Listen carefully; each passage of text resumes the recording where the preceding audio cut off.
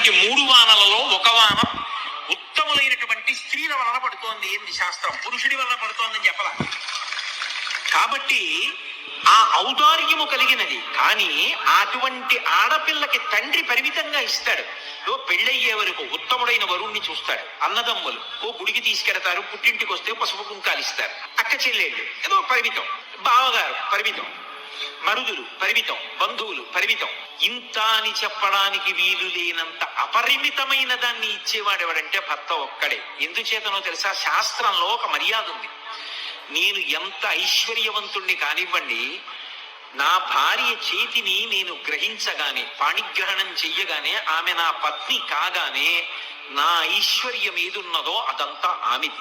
నిజానికి నా ఆయుర్దాయం కూడా ఆమె వలననే నిర్ణయింపబడుతుంది. ఆమె సౌశీల్యము వలన నా ఆయుర్దాయం నిలబడుతుంది. అందుకే మమ జీవన హేతునా అని చెప్పి మంగళసూత్రం మెడలో పడుతున్నాడు.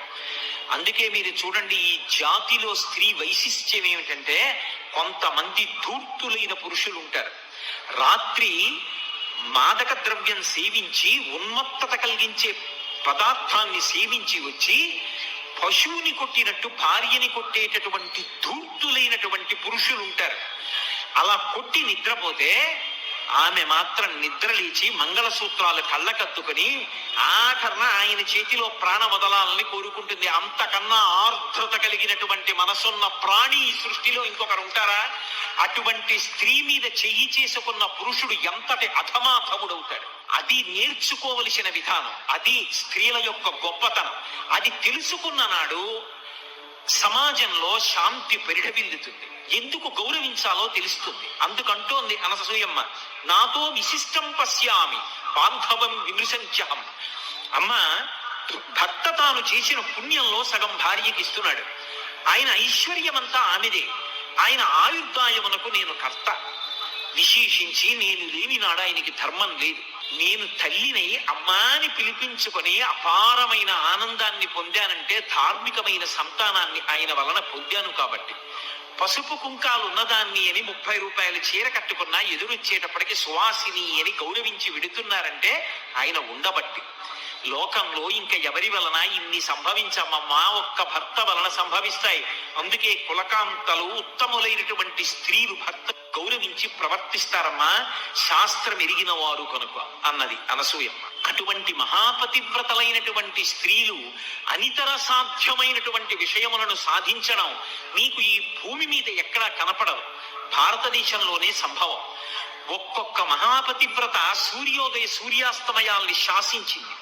రేపు తెల్లవారితే నీ భర్త మరణిస్తాడంటే సుమతి సూర్యోదయమగు అవకుండుగాక అంది. ధర్మచక్రం నిలబడిపోయింది. అది ఎన్ని యజ్ఞయాగాది క్రతువులు చేసినా పురుషులు సాధించగలరో సాధించలేరో, కానీ పతివ్రతా ధర్మం చేత స్త్రీ సాధించింది.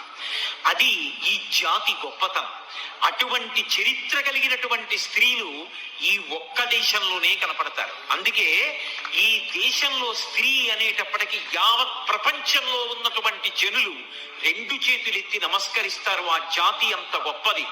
ఆ దేశంలో ఉన్న స్త్రీల యొక్క వైశిష్ట్యం అంత గొప్పది. కాబట్టి నాతో విశిష్టం పశ్యామి ఒక్క అనసూయమ్మే కాదు, నిజంగా ఈ లోకంలో పురాణాల్ని కావ్యాల్ని పరిశీలిస్తే ఎంత గొప్ప గొప్ప గుణములు కలిగినటువంటి స్త్రీలు కనపడతారో వాళ్లతో పోలిస్తే నిజంగా ఇంత ఔదార్యం, ఇంత గొప్ప స్థితిని పురుషుడు పొందాడా అని అనిపిస్తుంది. మీరు మహాభారతంలో గాంధారినే చూడండి. ఆమె గాంధారరాజు యొక్క కుమార్తె, సుబలుని యొక్క కుమార్తె. గాంధారరాజు కుమార్తె కనుక ఆమెకి గాంధారి అని పేరొచ్చింది. ఆమె మహాసౌందర్య రాశి. చిన్నతనంలో పరమశివుని గురించి తపస్సు చేసి పరమశివుడి యొక్క అనుగ్రహాన్ని పొందింది. ఆమెకి సంతానాపేక్ష, ఎక్కువ మంది సంతానానికి తల్లి కావాలి అని వరం పొందింది. అపారమైన అందగత్తె, మహారాజు యొక్క కుమార్తె, సకల సుగుణములకు పెన్నిధి. అటువంటి స్త్రీ ఎప్పటి నుంచో కురువంశానికి ఒక ఇబ్బంది. ఎప్పుడు సంతానం లేక బాధపడుతూ ఉంటారు. చిత్రాంగదుడు విచిత్రవీర్యుడి దగ్గర నుంచి ఇదే సమస్య. అందుకని కనీసంలో కనీసం ఆ కురువంశానికి వారసుల విషయంలో ఇబ్బంది రాకూడదని ఈమెకి బహుసంతానవతి అని వరం ఉంది. కాబట్టి ఈమెని తీసుకొచ్చి ధృతరాష్ట్రుడికి వివాహం చేస్తే ధృతరాష్ట్రుడు సంతానాన్ని పొందుతాడు, కురువంశం అవిచ్ఛిన్నంగా కొనసాగుతుందని భీష్మాచార్యుల వారు ఆ గాంధారిని తీసుకొచ్చి ధృతరాష్ట్రుడికిచ్చి వివాహం చెయ్యాలనుకున్నారు.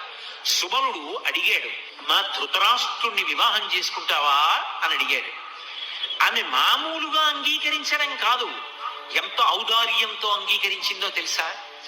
ధృతరాష్ట్రుడు జాత్యంధుడు, పుట్టుకతో కళ్ళు లేనివాడు, ఎంత బలమున్నవాడు కానివ్వండి, పాండురాజు లేక ఎంత రాజ్య పరిపాలన చేస్తున్నవాడు కానివ్వండి, జాత్యంధుడైనటువంటి వ్యక్తిని అంతటి సౌందర్య రాశి ఎందుకు వివాహం చేసుకోవాలి?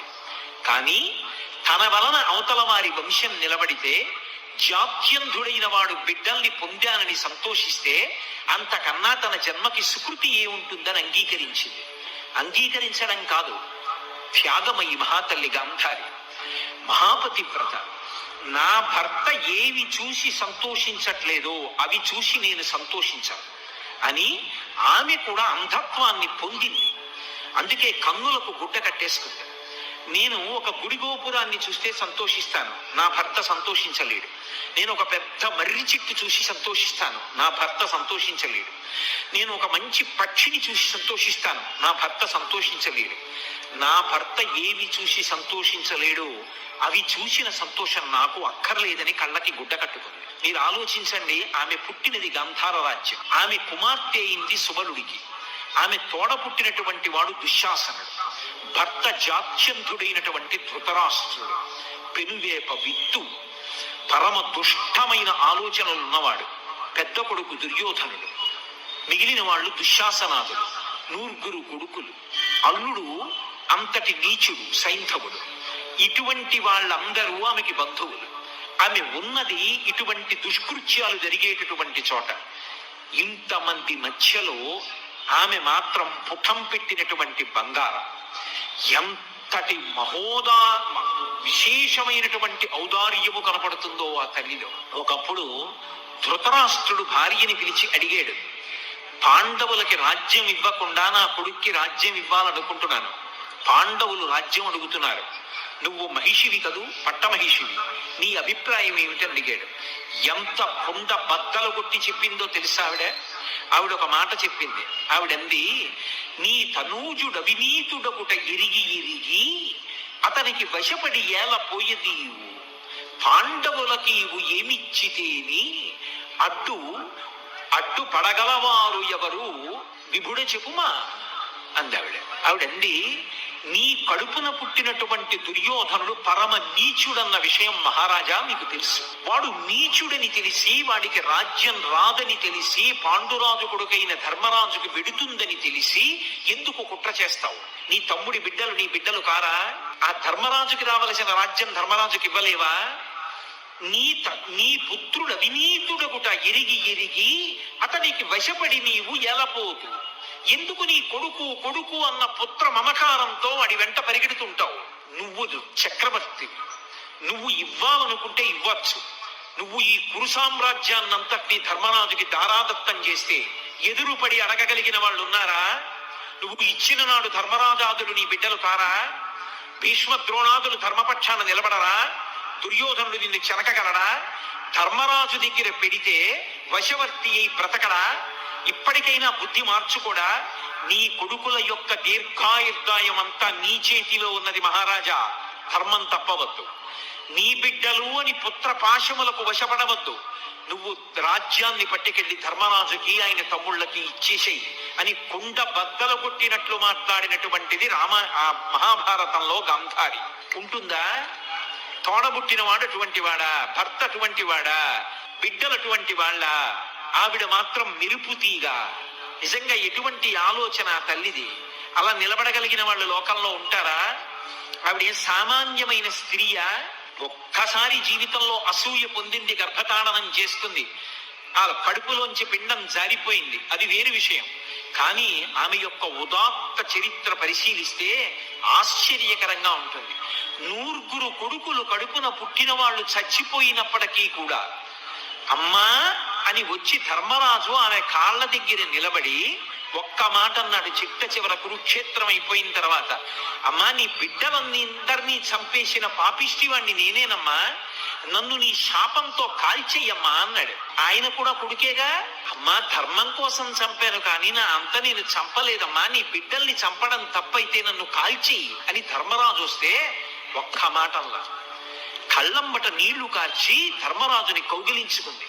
కానీ ఒక్క బిడ్డ కూడా బ్రతకలేదన్న బాధతో ఆమె చూసినప్పుడు కొద్దిగా కళ్ళకి కట్టుకున్న బట్ట జారి ఆమె దృష్టి పడినందుకు ధర్మరాజు అంతటి వాడికి కాళ్ళు బొబ్బలెక్కి.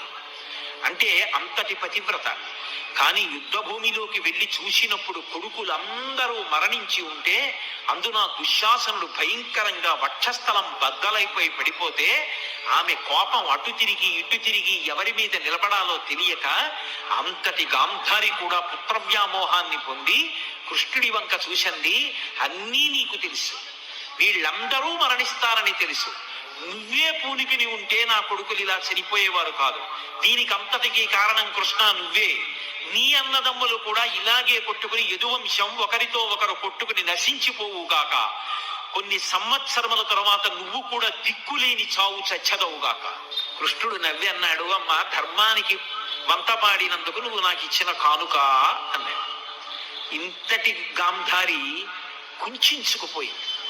9 కొడుకులు పోయినా చిట్ట చివరికి ధృతరాష్ట్ర మహారాజుతో కలిసి వానప్రస్థం చేసి దావాగ్ని యందు శరీరాన్ని విడిచిపెట్టేసి. నిజంగా మీరు గాంధారీదేవి యొక్క జీవిత చరిత్రని పరిశీలనం చేస్తే అంత శక్తివంతురాలయ్యుండి అటువంటి ప్రదేశంలో ఉండి కూడా ఆమె ధర్మం తప్పకుండా ప్రవర్తించింది. ఒకసారి దుర్యోధనుడు వచ్చి ఆమె కాళ్లకు నమస్కారం చేసి నాకు విజయం కలగాలని ఆశీర్వచనం చెయ్యమంటే నిర్మోహమాటంగా చెప్పింది, ధర్మం ఎక్కడుంటుందో అక్కడే విజయం, నీకు విజయం కావాలనుకుంటే ధర్మాన్ని నిరంతరం పట్టుకునే ధర్మరాజు యొక్క పాదములను ఆశ్రయించు, ఆయనకి వశవర్తివై ప్రవర్తించు, అప్పుడు ధర్మాన్ని నువ్వు పొందుతావు, దాని వలన విజయాన్ని పొందుతావు తప్ప నువ్వు అధర్మాన్ని పట్టుకుని గెలవలేవు దుర్యోధన అని చెప్పి.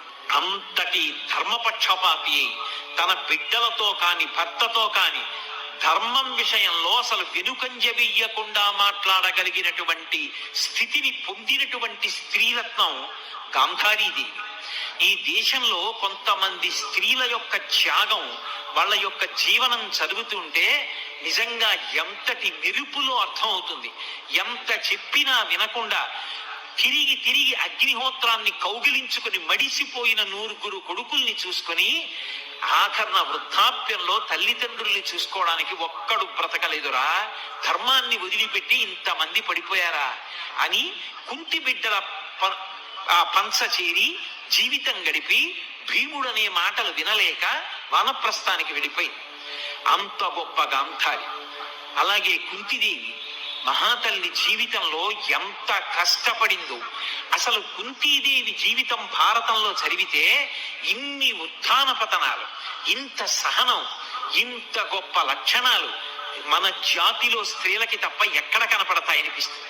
ఇటువంటి స్త్రీలు పుట్టిన గడ్డ ఎంత గొప్పదిరా ఈ స్త్రీ జాతి.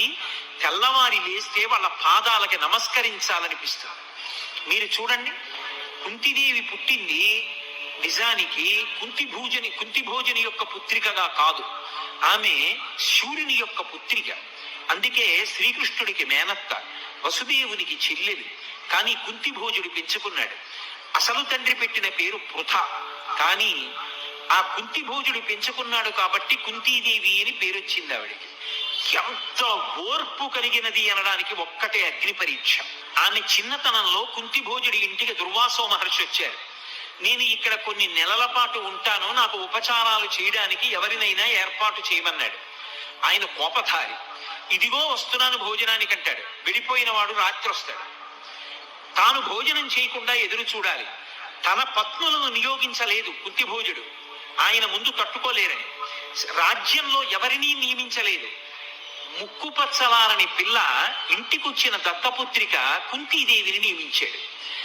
ఎంత ఓర్పుతో సేవించిందంటే అన్ని నెలలు సేవించిన తరువాత వెళ్ళిపోతూ దుర్వాసో మహర్షి సంతోషించి అన్నాడు, నీకు నేను ఒక గొప్ప ఉపదేశం చేస్తున్నాను. నువ్వు ఏ దేవతని కోరుకుంటావో ఆ దేవత యొక్క అనుగ్రహం చేత నువ్వు సంతానాన్ని పొందుతావు అన్నాడు. మరి ఏ భవిష్యత్తుని దర్శనం చేసి వరం ఇచ్చాడో మహానుభావుడు. ఇంత గొప్ప వరం ఉంది కదా అని సంతోషించింది. పాండురాజు ఆ రోజుల్లో అరివీర భయంకరుడు, మహానుభావుడు. అటువంటి పాండురాజుకి ఇల్లాలైంది మహాసౌందర్యవతి.